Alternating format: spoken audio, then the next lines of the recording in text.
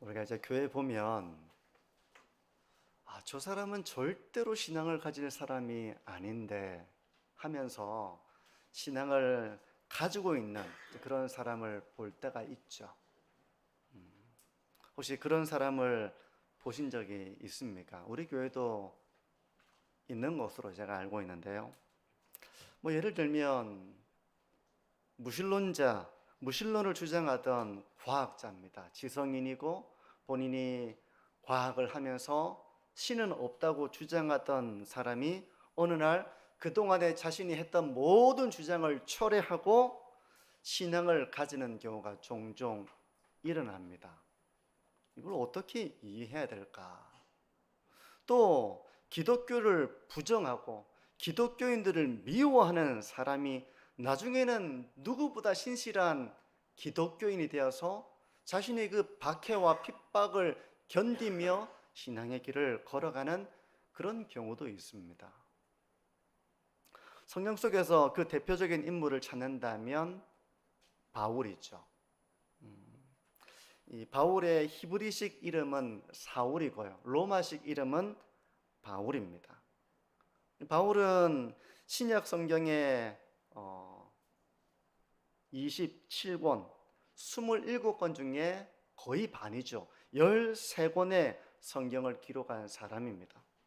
근데 이 바울이 기독교 신앙을 가지기 전에는 그 누구보다 기독교 신앙을 부정하는 사람이었습니다. 기독교인들을 핍박하던 사람이었어요. 근데 사도행전 9장은 바로 이 바울의 회심 사건에 대해서 말씀하고 있습니다. 사도행전 뒤로 가면 이제 바울이 막 수많은 어려움들을 견디며 핍박을 당하며 매를 맞으며 그러면서 복음을 전하는 사람이 이제 되어 있는데, 이 사람이 어떻게 이런 하나님의 사람이 되었는가라고 하는 어떤 그 변화의 전환점, 그것을 이제 말씀하고 있는 본문이에요.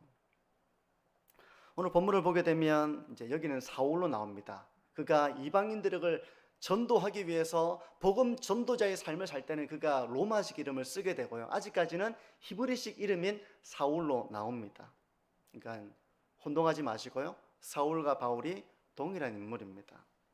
사울은 기독교인들을 잡아서 결박하고 예루살렘으로 끌고 와서 옥에 가두기 위한 그런 혈안이 가득해가지고 이제 다메섹으로 가려고 하는 그런 상황이에요. 그래서 1절을 중간에 이제 보면 위협과 살기가 등등하여 이렇게 말씀하고 있거든요. 위협과 살기, 이런 사람 보신 적 있습니까? 상당히 위협적입니다. 막 눈에는 살기가 보입니다. 건드리면 폭발할 것 같은 그런 위협과 살기가 등등해서 기독교인들을 잡아오려고, 색출해서 잡아오려고 이제 대제사장에게 공문을 청하고 그 공문을 가지고 공적인 그 일을 수행하기 위해서 다메섹으로 가는 그런 길이었어요. 다메섹에 가까워졌습니다. 갑자기 하늘로부터 이 바울을 비추는 빛이 있었고요, 음성이 들리는 것입니다. 3절에서 6절까지가 바로 이 예수님과 이 사울의 대화인데요. 한번 보십시오. 사울이 길을 가다가 다메섹에 가까이 이르더니 호련히 하늘로부터 빛이 그를 둘러 비추는지라 땅에 엎드려져 들으매 소리가 있어 이르시되 사울아 사울아 내가 어찌하여 나를 박해하느냐 하시거늘 대답하되 주여 누구시니까 이르시되 나는 내가 박해하는 예수라. 너는 일어나 시내로 들어가라. 내가 행할 것을 내게 이를 자가 있느니라. 보통 수련회 참여를 한다든지 부흥회에 참석을 한다든지 그러면서 이런 은혜를 경험하는 경우가 있잖아요. 이 사울은 전혀 의도하지 않은 가운데 예수님을 만나게 된 것입니다. 살기가 등등해가지고 기독교인들을 잡아 죽이겠다, 이런 심정으로 다메섹으로 갔던 젊은 랍비 아닙니까? 율법을 가르치는 바리새인 중에 바리새인, 그런 유대교에서 촉망받는 그런 젊은 랍비가 아니었습니까? 근데 그가 호련한 빛을 받으며 그 가운데 앞이 보이지 않는 가운데 예수님의 음성을 듣게 되는 것이죠. 그리고 나서는 이 사울은 사흘 동안 앞을 보지도 못하고 먹지도 못하고 마시지도 못하는 그런 심각한 상태에 빠지게 되었습니다. 근데 이때 사울은 무슨 생각을 했을까요?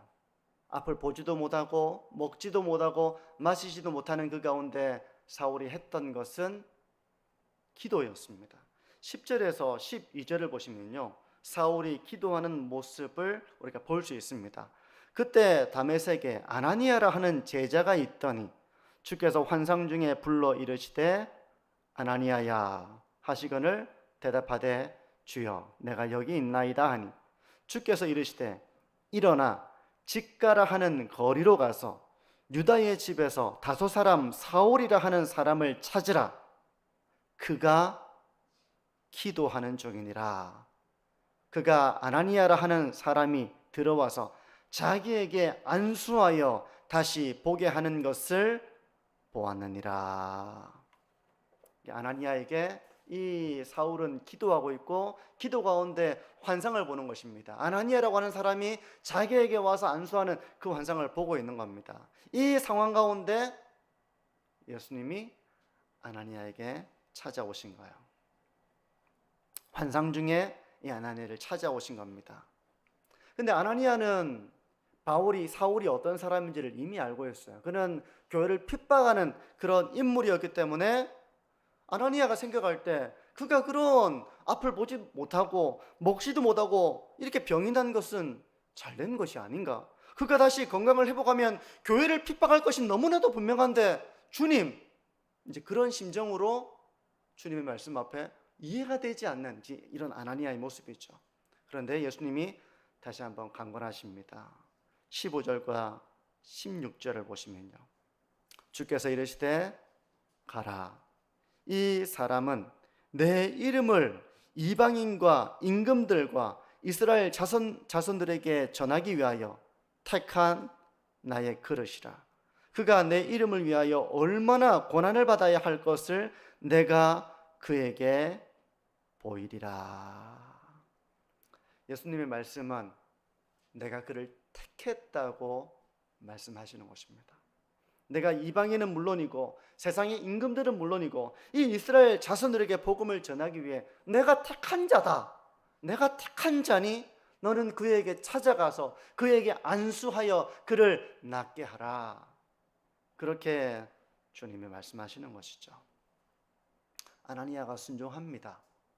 사울을 찾아가서 그에게 안수하여 기도하고 사울은 보게 되고 먹게 되고 기운을 차리고 강건해집니다. 이 사건을 기점으로 해서 사울의 삶이 완전히 바뀌어 버려요. 그는 기독교인들을 잡아서 감옥으로 끌고 가기 위해 이 다메섹으로 왔는데 그는 이 사건을 기점으로 예수님을 증거합니다. 마지막 우리가 읽어볼 부분은요, 20절에서 22절입니다. 즉시로 각 회당에서 예수가 하나님의 아들이심을 전파하니 듣는 사람이 다 놀라 말하되 이 사람이 예루살렘에서 이 이름을 부르는 사람을 멸하려던 자가 아니냐? 여기 온 것도 그들을 결박하여 대제사장들에게 끌어가고자 함이 아니냐 하더라. 사울은 힘을 더 얻어 예수를 그리스도라 증언하여 다메섹에 사는 유대인들을 당혹하게 하니라. 오늘 살펴볼 부분은 여기까지입니다. 오늘 이 본문을 통해서 두 가지를 좀 생각해 보려고 합니다. 첫 번째는 회심에 대해서 생각을 해보려고 해요. 사울의 회심을 들여다보면 그는 기독교인들을 핍박하는 자에서 이제 예수님을 증거하는 그런 기독교인이 되었습니다. 다른 사람은 몰라도 절대로 기독교인이 될 것 같지 않은 그런 사울이었지만 사울이 이 다메섹으로 가는 길에 예수님을 만난 이후로 그는 순교하기까지 복음을 전하는 자로 그의 삶이 변화가 된다는 것입니다. 저는 여기서 이 사울의 회심의 본질이 무엇이었는가를 한번 짚어보고 싶습니다. 물론 오늘 본문에는 그 모든 깊은 내용들이 다 담겨 있지는 않아요. 근데 사울이 상당히 신비스러운 경험을 하긴 했지만 사울의 회심은 단지 신비한 일을 경험했다는 데서 비롯된 일시적인 사건이 아니었습니다. 성도 여러분, 어떤 신비한 사건 그 자체의 의미를 두기보다는 복음을 듣고 그것이 깨달아지고 믿어지는 사건에 초점을 둬야 됩니다. 진정한 회심은 신비한 경험도 동반이 될 수 있지만 더 핵심은 바로 복음을 듣고 예수 그리스도를 깨닫고 믿고 하는 이 말씀의 은혜를 경험하는 것에 있다는 것입니다. 스펄전 목사님은 이렇게 말을 합니다. 흥분 상태에서 변화를 일으킨 개종자들은 흥분이 사라지면 믿음도 사라져 버리는 일이 너무나 자주 벌어집니다. 그들은 햇볕이 쨍쨍 내리쬐는 낮에만 활동하다가 해가 지면 죽어버리는 어떤 벌레와 같습니다. 어떤 개종자들은 불 속에서 사는 불도마뱀처럼 삽니다. 그러나 그들은 온도가 내려가면 그만 죽고 맙니다. 나는 뜨거운 열이 필요하거나 그것을 만들어내는 종교를 탐탁하게 생각하지 않습니다. 성도 여러분, 진정한 회심은 어떤 흥분된 체험을 하는 것에 있는 것은 아닙니다. 어떤 감정에 충만한 상태에 있는 것이 그 자체로 회심은 아니에요. 그런 흥분과 감정의 충만을 경험한 사람은 계속 그러한 뜨거운 열기만을 찾아다닙니다. 나를 흥분시켜주고 나를 가슴을 뛰게 만드는 그런 어떤 체험에만 몰두하게 된다는 것입니다. 그런 어떤 흥분과 감정의 뜨거움이 있을 때는 내가 신앙이 있는 것 같다가도 그런 흥분과 뜨거운 감정이 사라지면 하루살이처럼 죽는 그런 사람들이 있다는 것입니다. 스펄전 목사님은 이런 일이 너무나도 자주 벌어지는데, 그러니까 견고하게 하나님의 말씀과 함께 성령께서 진리의 영으로 오셔서 그 말씀을 깨닫게 하시고 예수 그리스도를 보게 하시고 믿게 하시는 이것이 아니라 사람이 그저 흥분과 감정에 도취되어져 가지고 그때는 뭔가 내가 크게 나 자신을 주체할 수 없는 흥분과 어떤 황홀한 상태를 경험했다가 그게 사라지면 그건 뭐였나? 내가 신앙이 있나? 내가 구원을 받았나? 이렇게 전혀 신앙이 없는 사람처럼 죽어버리고 돌아가버리고 계속 흥분만을 추구하는 그런 사람들이 너무 많다는 지적이에요. 마태복음 13장에 씨 뿌리는 비유가 나옵니다. 여기에는 7가지 천국 비유가 나오는데 그 중에 하나의 비유가 씨 뿌리는 비유입니다. 여러 사람들을 땅에 비유를 하고 있어요. 어떤 땅이 있죠? 길가가 있고 돌밭이 있고 가시떨기가 있고 좋은 땅, 이 4가지 땅이 비유로 나옵니다. 길가는 아예 복음을 받아들이지 않는 마음밭을 얘기합니다. 땅에 뿌려지지만 전혀 뿌리가 내리거나 열매를 맺지 이렇게 하지 못합니다. 길가와 같은 사람은 복음을 완전히 받아들이지 않는 사람을 비유하는 그런 땅입니다. 하지만 돌밭과 가시떨기는 어떻습니까? 돌밭과 가시떨기는 씨가 뿌려질 때 말씀을 받고 신앙의 길을 걸어가는 사람을 비유하는 거예요. 그러니까 돌밭과 가시떨기는 하나님의 말씀을 듣고 신앙의 길을 걸어가는 사람입니다. 그런데 이 사람들은 열매를 맺지는 못해요. 인생에 고난을 당하면서 넘어져 버립니다. 신앙을 버리게 됩니다. 세상의 염려와 유혹으로 인해서 믿음의 길을 걸어가지 못하는 것입니다. 이런 사람들이 있다는 것을 예수님은 비유하고 있는 것입니다. 하지만 좋은 땅에 비유되는 사람을 예수님은 이렇게 말씀을 하시는데요. 마태복음 13장 23절입니다. 좋은 땅에 뿌려졌다는 것은 뭔가 하면 말씀을 듣고 깨닫는 자니 결실하여 어떤 것은 100배, 어떤 것은 60배, 어떤 것은 30배가 되느니라 하시더라. 예수님께서 활동하던 당시에도 많은 사람들이 표적을 보고 기적을 보고 예수님을 우르르 몰려다녔지만 그들 중에는 예수님의 말씀을 듣고 그들의 심령에 어떤 그런 변화를 얻어서 따라다니는 사람들이 아니라 그냥 표적을 보기 위해서, 놀라운 일을, 그런 광경을 지켜보기 위해서 따랐던 사람들은 다 떠나고 말죠. 좋은 땅은 어떤 신비한 체험을 했다거나 어떤 흥분된 상태를 경험했다거나 하는 그런 것에 초점을 두지 않습니다. 이 좋은 땅에 뿌려졌다는 것은 바로 말씀을 듣고 깨닫는 일을 말하는 것입니다. 말씀에 대한 믿음을 가지게 되었다는 것입니다. 이런 사람은 결국 결실한다는 거예요. 이런 사람도 많은 고난을 당하고 핍박을 당하고 유혹이 있습니다. 하지만 그럼에도 불구하고 넘어지지 않고 결국 열매를 맺는다는 거예요. 어떤 사람이요? 말씀을 듣고 깨닫고 믿음을 가지고 그것을 확고하게 가지고 있는 사람은 많은 어려움 속에서도 돌밭과 가시떨기처럼 신앙을 버리지 않고 그 길을 견고하게 걸어간다는 것입니다. 성도 여러분, 신앙의 여정에 바로 이 말씀이 깨달아지고 믿어지는 사건이 있었는지를 우리가 돌아보는 것입니다. 회심은 바로 이 하나님의 말씀을 깨닫고 자기의 죄인됨을 고백하고 예수님을 영접함으로 시작하는 새로운 영적인 삶인 것입니다. 우리 교회가 이런 회심을 목표로 신앙의 교육을 하고 회심에 이르도록 영혼을 이끄는 그런 복음적인 교회가 되기를 바랍니다.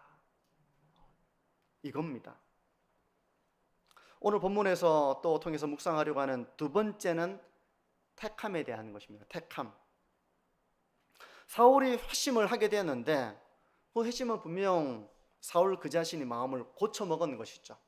자기가 마음을 고쳐먹은 것입니다. 하지만 그보다 더 근원적으로 하나님께서 사울을 택했다는 것이 성경이 말씀하는 진리입니다. 사도행전 9장 15절에서 말씀하는 것처럼 예수님은 이미 사울을 택했다고 말씀합니다. 사울이 예수님을 믿기 이전에 예수님이 먼저 택한 것입니다. 우리가 이런 말씀을 어떻게 이해하면 좋을까요? 이 택함, 선택, 예정 모두 동일한 성경적 개념에 대한 다른 표현입니다. 예정, 선택, 택함 동일한 개념을 말하는 것입니다. 그런데 교회 역사 속에서는 선택에 대한 이 교리를 두고 많은 논쟁과 오해가 있었습니다. 대표적인 오해는 이런 것이죠. 하나님이 택하셨다면 우리는 믿으려고 노력할 필요는 없다. 하나님이 택한 사람은 믿을 것이고 하나님이 택하지 않았다면 안 믿을 것이니까 전도도 할 필요 없고 믿으려고 할 필요도 없고 하나님이 다 결정했기 때문에 우리는 믿으려고 노력 안 해도 된다. 이렇게 말하는 사람들이 교회 역사 가운데 있어 온 것입니다. 제가 최근에 유튜브에서도 이런 주장을 하는 사람을 보게 되었는데요. 그 사람의 이름이 아시는 분이 계실지도 모르겠어요. 옥성호라고 하는 사람입니다. 옥성호. 옥성호 아시는 분 계십니까? 옥성호가 누군가 하면 옥하는 목사님 아들이에요. 한때 교회를 열심히 다녔겠죠.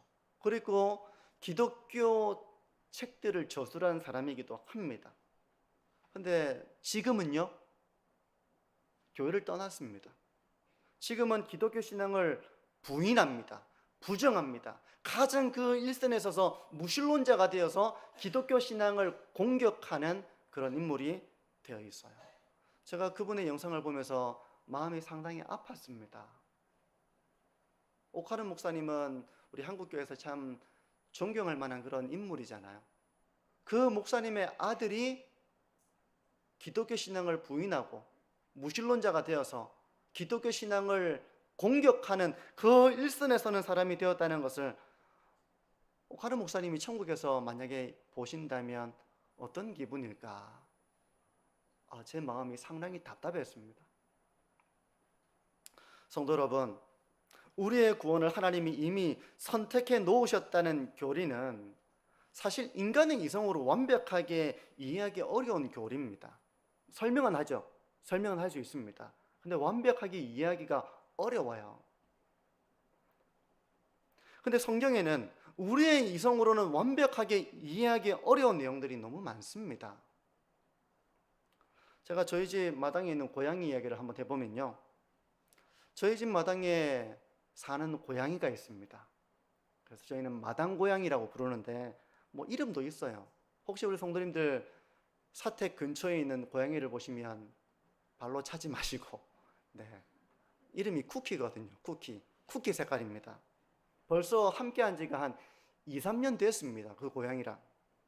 겨울에 갑자기 태어나가지고, 겨울에 갑자기 나타나가지고, 막 겨울에 얼마나 춥습니까? 사실 집 안에 있어도 춥습니다. 건물 안에 있어도 추운데, 그 추운 겨울날 나타나가지고, 제 아내가 너무 불쌍해서 밥을 주기 시작했어요. 밥을 주기 시작했는데, 지금 그게 한 2, 3년 된 겁니다. 뭐, 밥도 챙겨주고, 이렇게 이름도 불러주고, 뭐 물도 이제 챙겨주고, 뭐 만나면 쓰다듬어주고, 이렇게 한 지가 2, 3년 됐습니다. 근데 이 고양이가 멍청해요. 멍청합니다. 예, 아주 멍청합니다. 이제 손에 제가 뭔 거 들고 있잖아요. 그러면 도망갑니다. 아무것도 없으면 와서 이렇게 막 되게 반가운 척 하는데, 손에 뭐 들고 있기만 하면 도망가요. 제가 비가 오면 우산을 써야 되잖아요. 우산을 딱 들고 나오면 얘는 벌써 도망갑니다. 이걸 보면 자기를 공격하려고 하는 게 아닌가 이렇게 생각을 하는 것 같아요. 2, 3년 정도 지났으면 그동안 밥도 얼마나 많이 먹었겠습니까? 뭐 물을 얼마나 많이 마셨겠습니까? 얼마나 많이 쓰다듬어 줬겠습니까?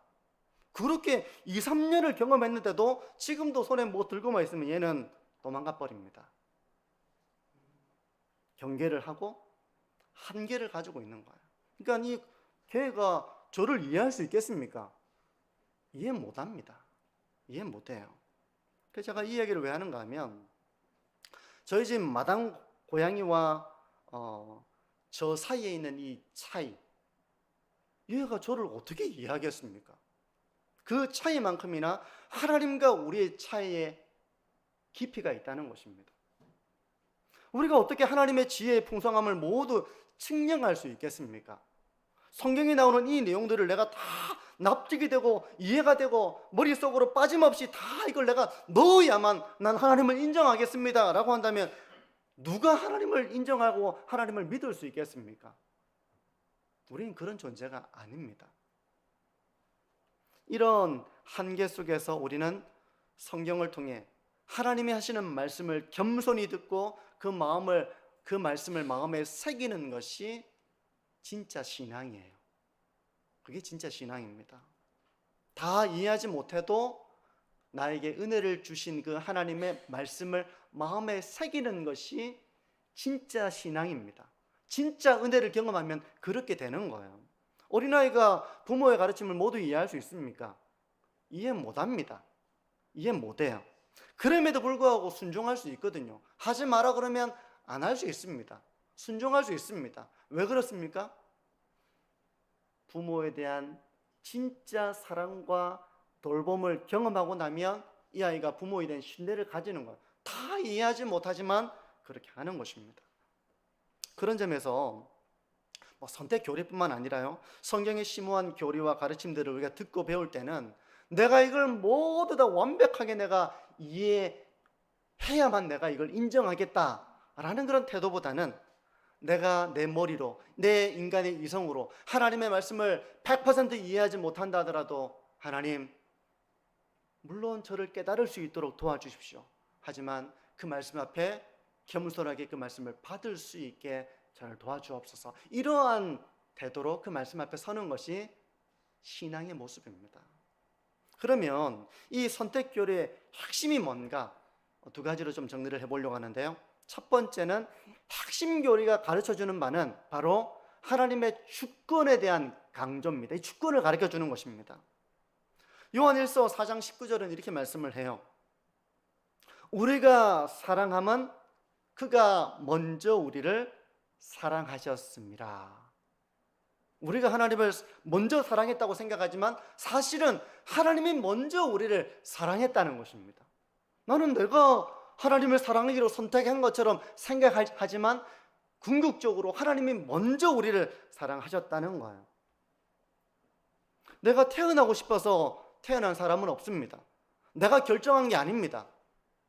부모의 사랑에 의해서 우리가 태어나는 것이죠. 더 근원적으로는 하나님의 섭리 속에서 우리가 이 세상에 태어난 것입니다. 우리가 이 세상에 태어난 것이 나의 의지가 아닙니다. 삶에 대한 의지를 가질 수 있지만 그 의지를 가지기 전에 나는 태어남을 당한 것입니다. 이 세상에는 우리의 의지보다 앞서는 것이 있어요. 구원도 마찬가지라고 성경은 말씀합니다. 내가 믿었어요. 내가 믿기로 결단했습니다. 하지만 그 믿음은 하나님의 선물이라고 말씀합니다. 택함의 교리 역시 마찬가지예요. 우리가 믿음을 가지게 된 일보다 우선하는 것은 바로 하나님의 택하심이 있었다는 것입니다. 이게 이해하기 어려운 부분이기도 합니다.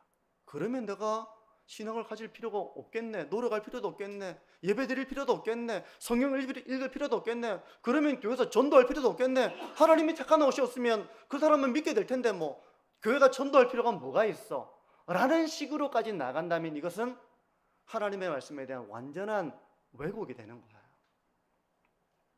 첫 번째, 하나님의 주권에 대한 것입니다.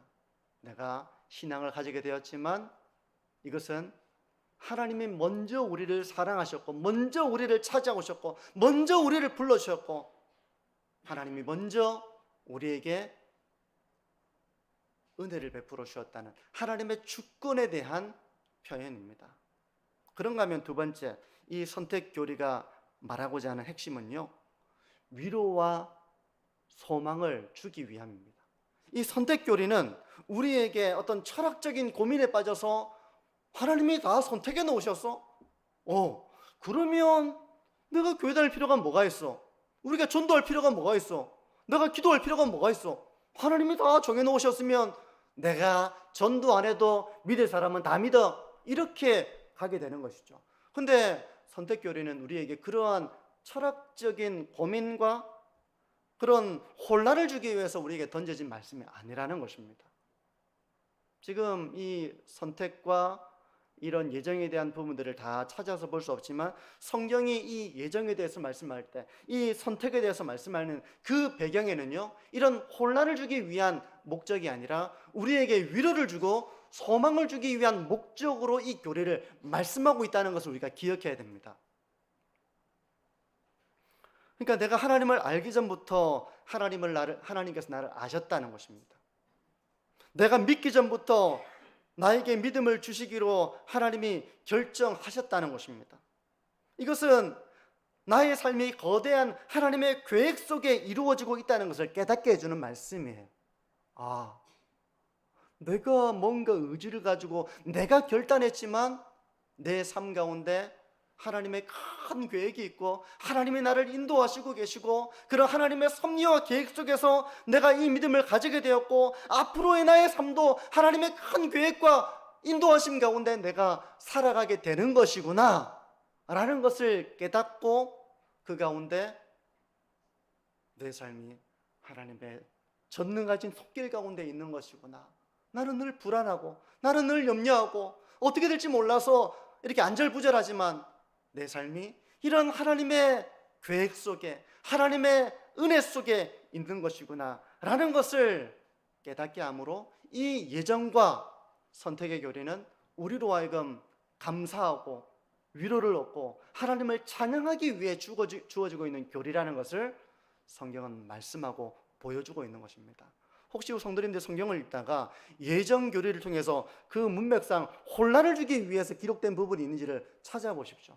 그런 경우가 아니라 예정은 찬송의 제목입니다. 하나님을 찬양하게 하는 그런 제목이에요. 우리에게 무한한 위로와 소망을 주게 하기 위한 그런 의도로 항상 말씀되어지고 가르쳐주고 있다는 것을 우리가 기억해야 됩니다. 이 예정과 선택에 대한 부분들은 오늘 여기서 이 주제만을 가지고 다 말하지는 못하겠죠. 더 많은 구절을 우리가 살펴볼 수 있겠지만 오늘 기억하실 부분은 나의 주권이 아니라 그보다 훨씬 더 하나님의 주권이 있는 것이고, 이 예정은 우리에게 어떤 철학적인 심오함과 혼란과 갈등을 주기 위한 목표가 아니라 우리에게 한없는 위로와 소망을 주어서 우리로 하여금 하나님을 찬송하게 하기 위한 그런 의도로 주어지고 있는 교리라는 것을 기억하시는 것입니다. 이제 말씀을 정리합니다.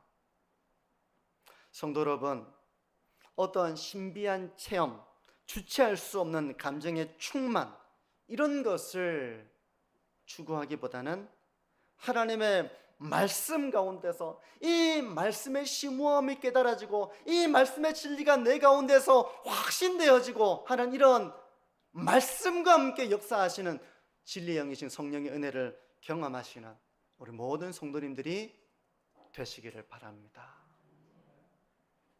저는 한때 이 어떤 주체할 수 없는 감정의 충만을 늘 그리워했던 적이 있어요. 이게 없으면 저는 불안했습니다.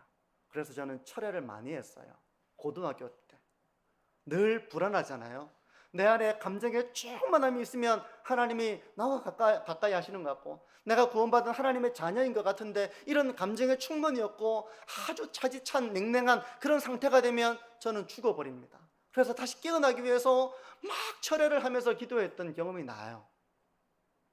성도 여러분, 그런 감정의 충만이 아니라 어떤 그런 신비한 체험만을 목표로 하는 것이 아니라 하나님의 진리의 말씀을 반석으로 두고 그 가운데서 말씀에 대한 확신과 말씀을 통한 위로와 말씀을 통한 하나님의 은혜와 능력을 체험하는 그런 우리 만천중앙교회가 되어지기를 바랍니다. 그겁니다. 그리고 이 회심이 우리의 결정과 결단이기 전에 하나님의 크신 사랑과 주권 가운데 이루어졌다는 거예요. 이것을 깨달으면 내가 믿었지만 내가 믿음을 가지기 전까지 하나님이 이미 나의 모든 삶을 주관하고 계셨구나. 깊다. 이런 것을 깨닫게 되는 것이죠. 태어나기도 전에 이미 부부는 서로 사랑하여 아이를 계획하고 아이가 태어나면 모든 걸 준비해 놓고 이 아이가 딱 태어나서 부모를 딱 볼 때 그 순간 이 아이는 부모를 보는 것이지만 이미 그 모든 과정 동안 부모의 그런 계획 속에 이 아이를 맞이하는 것처럼 사실은 내가 하나님을 사랑하고 내가 하나님을 믿었다고 생각하지만 하나님이 먼저 우리를 사랑하셨고 먼저 우리를 택하여 두셨다는 것입니다. 이것은 우리에게 무한한 위로와 소망을 주기 위한 말씀이에요.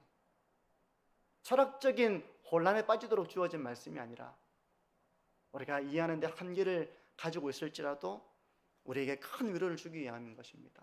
앞으로 우리의 삶 가운데서도 우리는 어떤 일을 겪을지 모릅니다. 하지만 하나님이 우리를 이미 택하셨고 그 하나님이 때가 뒤에 우리를 믿음으로 부르셨다면 앞으로의 삶도 우리의 삶은 하나님의 눈동자와 같은 인도와 보호하심 가운데 있다는 것을 우리로 하여금 알게 해주는 것이 바로 이 선택의 교리입니다. 성도 여러분, 앞으로도 우리의 삶은 하나님의 큰 은혜와 사랑 가운데 거하게 될 줄 믿습니다. 이걸 생각할 때 우리의 큰 위로가 있어요. 살다 보면 어려운 일들을 겪을 때가 참 많죠. 어려운 일을 겪으면 우리는 약해집니다. 흔들리기도 합니다. 처음부터 흔들리지 않는 사람은 저는 없을 거라고 봐요. 근데 그 흔들림 속에서 이 진리를 굳게 붙잡게 성령께서 도와주시는 거죠. 그러면 무한한 위로와 무한한 힘과 어떤 일도 내가 하나님의 사랑으로 넉넉히 이길 수 있다는 그 확신을 가지게 되는 거예요. 사랑하는 성도 여러분, 하나님께서 우리의 삶을 붙들고 계시고 인도하실 것이라는 이러한 교훈 가운데서 큰 위로와 소망을 누리며 이 하나님의 은혜를 누리며 믿음의 길을 걸어가시는 우리 모든 성도님들이 되시기를 주님의 이름으로 축복합니다.